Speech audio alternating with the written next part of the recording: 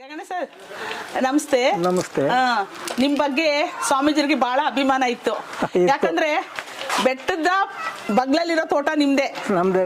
ಆ ಅಗತ್ಯ ಇರೋ ಸಾಮಾನುಗಳಿಗೆ ಹೊಣೆಗಾರಿಕೆ ನಿಮ್ದೇ ಆಗೋಗಿತ್ತು ಒಂದ್ ಕಾಲಕ್ಕೆ. ಸ್ವಾಮೀಜಿರು ಸಡನ್ ಆಗಿ ಒಂದ್ ಎಲೆ ಇಲ್ಲ, ಒಂದ್ ಅದಿಲ್ಲ ಇದಿಲ್ಲ ಬೆಟ್ಟದಲ್ಲಿ ಅಡ್ಗೆಗೆ ಅಂದ್ರೆ ನೆನ್ಸ್ಕೊಳ್ತಾ ಇದ್ದೆ ಗಂಗಣ್ಣವ್ರನ್ನ.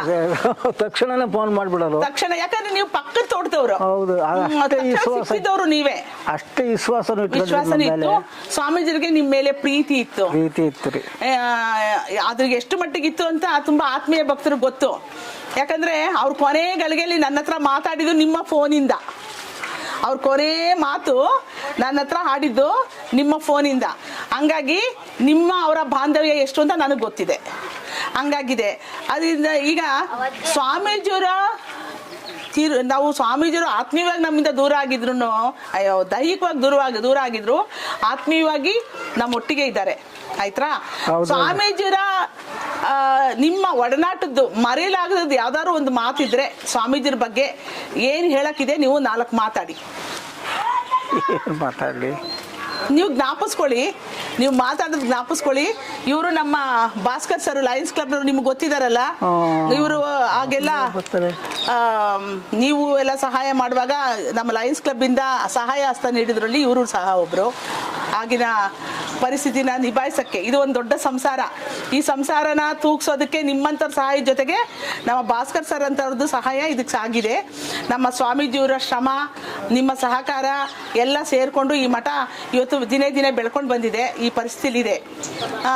ನಿಮ್ಮ ಸ್ವಾಮೀಜಿಯ ಒಂದು ಆತ್ಮೀಯತೆ ಬಗ್ಗೆ, ಮರೆಯಲಾಗದ ನೆನಪಿನ ಬಗ್ಗೆ ಒಂದೆರಡು ಮಾತು. ಅವರು ಎಲ್ಲಿ ಪ್ರಯಾಣ ಹೋಗ್ಬೇಕಾದ್ರೂ ನಮ್ಮನ್ನು ಬಿಡ್ತಿರಲಿಲ್ಲ. ಬರೀ ಗಂಗಣ್ಣವ್ರು ಹೋಗಿ ಬರೋಣ, ಚೆನ್ನೈಗೆ ಹೋದಾಗ ಕರ್ಕೊಂಡೋದ್ರು. ಇದಕ್ಕೆ ಇವನು ಜಗದ್ಗುರು ಆದ್ನಲ್ಲ ಹಂಪೆ, ಅಲ್ಲಿ ಕರ್ಕೊಂಡೋಗಿದ್ರು. ನಾನು ಎಲ್ಲೇ ಹೋಗ್ಬೇಕಾದ್ರೂ ನಮ್ಮ ಸ್ವಾಮೀಜಿರು ನಾನು ಬಿಟ್ಟು ಹೋಗ್ತಿರಲಿಲ್ಲ. ತಕ್ಷಣನೇ ಫೋನ್ ಮಾಡಿ ಸುಮ್ಮನೆ ಈ ಬೇಸಿಗೆ ಒಳಗೆ ಫ್ರೀಯಾಗಿ ಕೂತಿದ್ದಾಗ ಗಂಗಣ್ಣವ್ರು ಏನೋ ಹೇಳಿ ಮಾತಾಡ್ಬೇಕು ಬರ್ರಿ ಅಂತ ಕರ್ಸ್ಕೊಳೋರು. ನಮ್ಮ ತೋಟದಲ್ಲಿ ಬಂದರೆ ಗಂಟೆಗಟ್ಟಲೆ ಕೂತ್ಕೊಳ್ಳೋರು, ಎಳ್ನೀರು ಕಿತ್ಕೊಟ್ರೆ ಕುಡಿಯೋರು. ಇಷ್ಟು ವಿಶ್ವಾಸದಲ್ಲಿದ್ದವರು. ಚೆನ್ನೈಗೆ ಹೋಗಿದ್ದು ತಿರುವಳ್ಳಾರ್ ಪ್ರತಿಮೆ ಅನಾವರಣ ಮಾಡಕ್ ಹೋಗಿದ್ದು. ಅದಂದ್ರೆ ತಮಿಳ್ನಾಡಿಗೂ ನಮಗೂ ಭಾವೈಕ್ಯತೆ ಬರೋದಕ್ಕೆ ಸ್ವಾಮೀಜಿಯವರು ನಾವು ಅಲ್ಲಿ ಕೈ ಜೋಡ್ಸೋಣ, ಅದು ಭಾವೈಕ್ಯತೆ ಕಾರ್ಯಕ್ರಮ. ಈ ಕನ್ನಡದವರು, ತಮಿಳ್ನವರು, ತೆಲುಗುನವರು ನಾವು ಅಂತ ಹೊಡೆದಾಡಬಾರ್ದು, ಇದು ಭಾವೈಕ್ಯತೆ ಸಂಕೇತ, ನಮ್ಮ ಮಠದಿಂದನೂ ಹೋಗ್ಬೇಕು ಅಂತ ಇಲ್ಲಿಂದ ಒಂದು ಬಸ್ ಮಾಡ್ಕೊಂಡು ಎಲ್ಲ ಬಂದಿದ್ದು. ಅದು ತುಂಬಾ ಒಳ್ಳೆ ಕಾರ್ಯಕ್ರಮ ಆಯ್ತಲ್ಲಿ. ಇಲ್ಲಿ ಜಗದ್ಗುರು ಆದ್ನಲ್ಲ ಅಲ್ಲೂ ಹೋಗಿದ್ರಿ, ಅಲ್ಲಿ ಸ್ವಾಮೀಜಿರನ್ನ ಫೋನ್ ಮಾಡಿ ಕರೆಸ್ಕೊಂಡು ಅದಕ್ಕೂ ಹೋಗಿದ್ವಿ. ಎಲ್ಲ ಅಲ್ಲಿಗೂ ಹೋಗಿದ್ವಿ. ಅಂತೂ ಸ್ವಾಮೀಜಿರ ಬಗ್ಗೆ ನಿಮ್ಮ ಯಾವತ್ತು ನಿಮ್ಮ ಕುಟುಂಬಕ್ಕೆ ಸ್ವಾಮೀಜಿರ ಆಶೀರ್ವಾದ ಇರಲಿ. ನೀವು ಬಹಳ ಸಹಕಾರ ನೀಡಿದ್ದೀರಿ ಸ್ವಾಮೀಜಿ ಜೀವಿತದ ಅವಧಿಯಲ್ಲಿ. ನಿಮ್ಮ ಕುಟುಂಬ ನಿಮಿಷದಾಗೆ ಬಂದ್ಬಿಟ್ಟು ಎಲ್ಲೋ ಹೋಗಿದ್ದವನು ಸ್ವಾಮೀಜಿರು ಹಿಂಗಾದ್ರು ಅಂತ ಎಲ್ಲೋ ಒಂದು ಕಡೆ ಹೇಳಿರಿ 7 ಗಂಟೆ 8 ಗಂಟೆಗೆ. ಆಮೇಲೆ ನಂಗೆ ಅರ್ಥ ಆಯ್ತು ಯಾರು ದೊಡ್ಡವರ ಚಿಕ್ಕವರ ಅಂದೆ. ಚಿಕ್ಕವ್ರು ಹಿಂಗೆ ಆಗ್ಬಿಟ್ರೆ ತಕ್ಷಣನೇ ಬಂದೆ. ನಾನು ಬಂದು ಬೀಗ ತೆಗೆದು ಹಿಂದೆಲೆ ಅವ್ರು ನೋಡಿದ್ ನಾವೇ. ಹಿಂದಿನ ದಿನ ನಿಮ್ ಫೋನಲ್ಲಿಂದ ನನಗೆ ಮಾತಾಡಿದ್ರು. ಹ್ಞೂ, ಸುಮ್ಮನೆ ಕರೆದ್ರು. ಫೋನ್ ಇದು ನನ್ನ ಫೋನ್ ಕಿತ್ಕೊಂಡ್ಬಿಟ್ಟಿದ್ದಾರೆ. ಅಲ್ಲಿ ಇದು ಬಿಲ್ಪತ್ರ ಮರ ಇತ್ತು ನೋಡ್ರಿ, ಅಲ್ಲಿ ಮಾತಾಡಿರು. ನನ್ನ ಹತ್ರ ಫೋನ್ ಇಸ್ಕೊಂಡು. ನನ್ನ ಹತ್ರ ಫೋನ್ ಇಲ್ಲ ಮೇಡಮ್ ಅವರೇ, ಗಂಗಣ್ಣ ಫೋನಿಂದ ಮಾತಾಡ್ತಾ ಇದ್ದೀನಿ ಅಂತ ನಿಮ್ಮ ಫೋನಿಂದ ಮಾತಾಡಿದ್ರು. ನನ್ನ ಫೋನ್ ಕಿತ್ಕೊಂಡ್ಬಿಟ್ಟಿದ್ದಾರೆ ಅಂತ ಹೇಳಿದ್ರು. ನಿಮ್ಮ ಕುಟುಂಬಕ್ಕೆ ನಿಮಗೆ ಸ್ವಾಮೀಜಿರ ಆಶೀರ್ವಾದ ಯಾವತ್ತೂ ಇರಲಿ. ನಮಸ್ಕಾರ. ಕಣ್ಣಲ್ಲಿ ನೀರು ನನಗೆ ತಾಟಾಡ್ಬಿಡ್ತವೆ ಅವ್ರು ನೋಡಿಬಿಟ್ರೆ. ನನಗೆ ಅಷ್ಟು ಬಾಂಧವ್ಯ ಐತೆ ಬಿಡ್ರಿ. ಅಷ್ಟಿಷ್ಟಲ್ಲ, ಒಂದಾಗಲ ತಮ್ಮ ಬಗ್ಗೆ ಈಗ ನಾನು ಇಂಟ್ರೊಡ್ಯೂಸ್ ಮಾಡ್ತೀನಿ.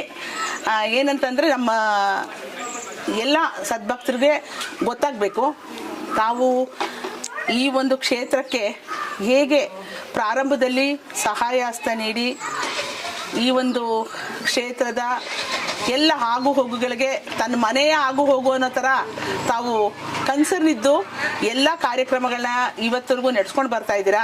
ಅದಕ್ಕಾಗಿ ನಾನು ನಿಮಗೆ ಪ್ರಪ್ರಥಮವಾಗಿ ಧನ್ಯವಾದಗಳನ್ನ ಅರ್ಪಿಸ್ತಾ ಇದ್ದೀನಿ.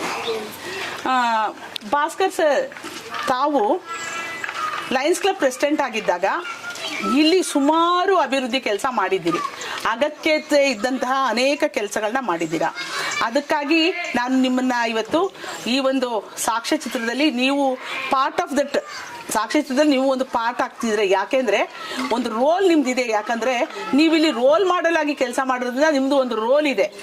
ಹಾಗಾಗಿ ನಿಮ್ಮನ್ನು ಇವತ್ತು ನಾನು ನಮ್ಮ ಎಲ್ಲ ಈ ಒಂದು ಸಾಕ್ಷಾತ್ಕಾರದಲ್ಲಿ ನಮ್ಮ ಮಠದ ಭಕ್ತರಿಗೆ ಇವರ ಆತ್ಮೀಯತೆ ಎಷ್ಟಿತ್ತು ಅಂದರೆ, ನೀವು ಒಂದು ಫೋನ್ ಕಾಲ್ ಮಾಡಿ ಸ್ವಾಮೀಜಿಯವರು ಇದ್ರದ್ದು ಅಗತ್ಯ ಇದೆ, ಇದು ಇವತ್ತು ಬೇಕಾಗಿದೆ, ನಮ್ಮ ಕಾರ್ಯಕ್ರಮ ಇಂಥದ್ದಿದೆ ಅಂದಾಗ ಅದಕ್ಕೆ ಬೇಕಾಗಿದ್ದು ಏನೇನು ಅಗತ್ಯತೆಗಳಿದೆ ಅಂತ ಪಟ್ಟಿ ಮಾಡಿಕೊಂಡು ತಾವೇ ಅವಿನಿ ರೋಡ್ ಅಂಗಡಿಗಳಲ್ಲಿ ಹೋಗಿ ಸ್ವಾಮೀಜಿಯವರು ಕಾವಿ ಬಟ್ಟೆ ಹಾಕೊಂಡು ಭಿಕ್ಷೆ ತೆಗಿತಾರೆ, ತಾವು ಸೂಟು ಬುಟ್ಟು ಹಾಕೊಂಡು ಭಿಕ್ಷೆ ತೆಗೆದಿದ್ದೀರಿ.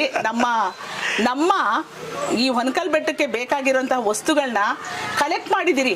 ಅಲ್ಲಿದ್ದಂತಹ ಅಂಗಡಿ ಮುಗ್ಗಟ್ಟುಗಳಲ್ಲಿ ಹೋಗಿ ಕೇಳಿ ತಗೊಂಡು ಬಂದು, ಇದು 4 ಮಕ್ಕಳು ಸಾಕೋದು ಒಂದು ಮನೇಲಿ ಕಷ್ಟ ಇರುವಾಗ ಇಲ್ಲಿ 100 ಮಕ್ಕಳನ್ನ ಸಾಕೋದು ಎಷ್ಟು ಕಷ್ಟ ಇದೆ ಅನ್ನೋದ ನಿಮ್ಮ ಮನವರಿಕೆ ಇದ್ದಿದ್ರಿಂದ ನೀವು ಅದಕ್ಕೆ ಬೇಕಾದಂತಹ ಸಹಾಯ ಹಸ್ತನ ಅವತ್ತಿಗೆ ಕೊಟ್ಟಿದ್ರಿಂದ ಇವತ್ತವರೆಗೂ ಇದು ನಗೆ ನಡೆಸ್ಕೊಂಡು ಬರ್ತಾ ಇದೆ.